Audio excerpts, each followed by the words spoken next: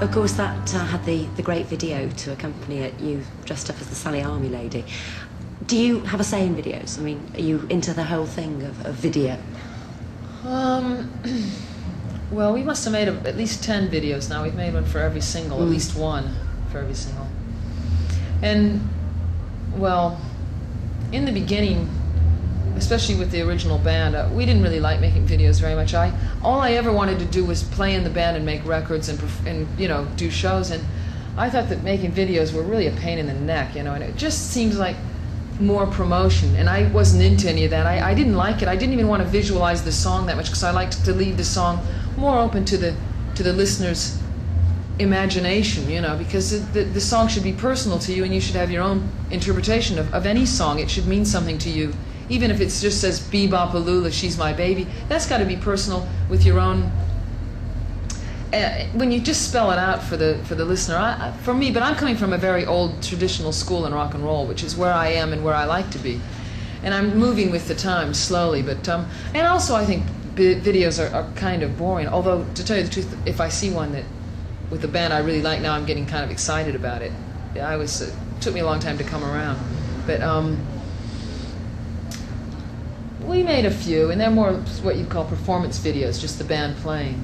And then we tried to do a few ideas, and they were okay, but I was never that happy with them, and I didn't really like to see myself on the big screen as such, because I didn't think that's where I belonged, and it's hard for me to act something out. I'm not an actress, and I don't want to be, so.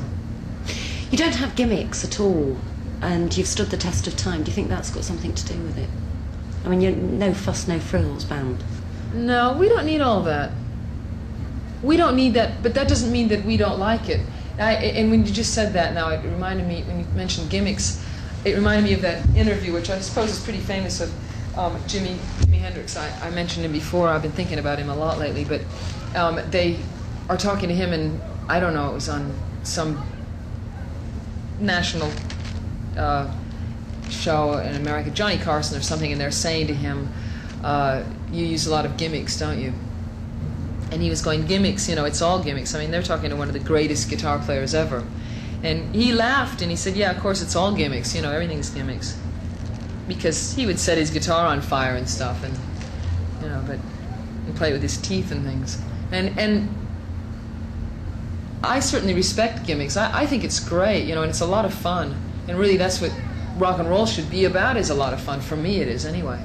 But we don't really use them because I don't think that the guys that I've worked with, we're just really not capable of using gimmicks. We're not that. We play, I sing, and that's the gimmick. If the gimmick is that I'm a girl, then I'll just use that one as the gimmick. You know, but I mean, look at me. You know, there's not really, what you see is what you get. I would like to have. I like all that, and I kind of wish we had more of it. But when you lost two members of the band tragically, I mean, how did you actually feel at that point yourself? I mean, did you feel like going on or what?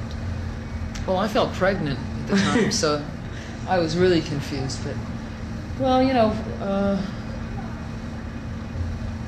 well, just to put the listener in the picture, in case someone doesn't know, you know, we fired Pete because things had gone kind of funny there with him in the band. He was the bass player, who I actually started the group with.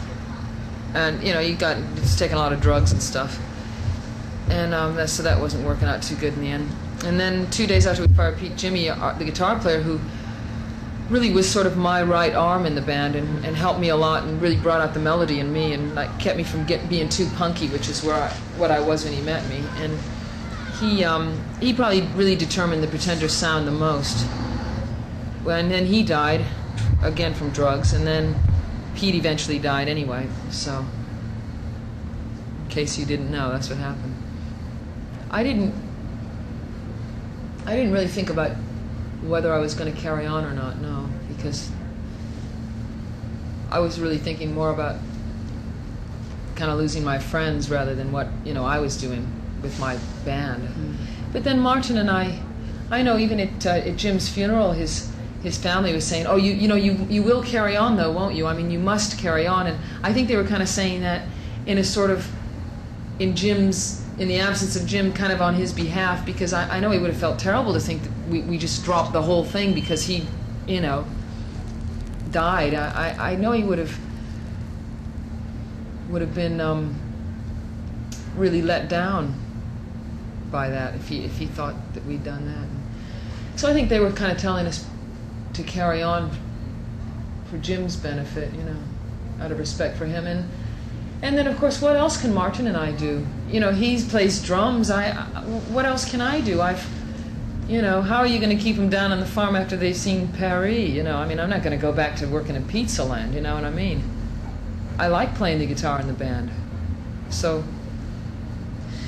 When you were looking for the two new guys, what sort of people did you actually get applying? I mean, it sounds as though it was a terribly sort of formal job application, but, I mean, did you get people who were already in bands, or we got a lot of people who thought they were, you know, because we had a record deal. You get everybody. If you're an established band and you've got, yeah, except the girls, so, you know.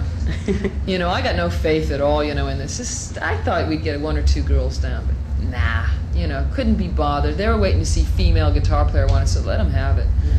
But they, or maybe, like I said, they just couldn't cut it with the big boys. But this is the band that separates the men from the girls. But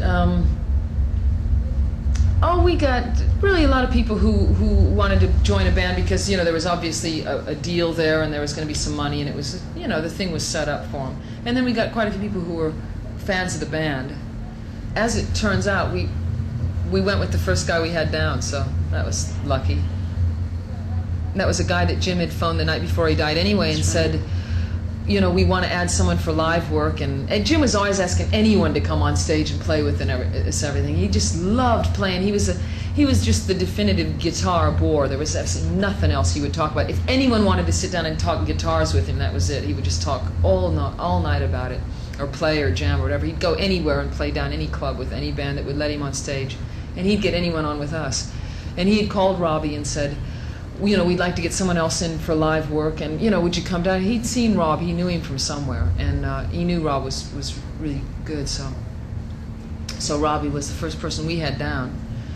And after a couple days of having people in, I said, let's forget this idea of getting a short list of people, let's just get him down. If he doesn't work out, then we'll go back in. And then Robbie knew Malcolm, who plays bass, so we said, get him in, and everything was good after that.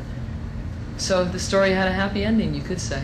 And also it was real easy if you can, you know, fire someone and lose someone the way that we lost people. And then, but I guess just luck and time was on our side, you know. We're just going to carry on.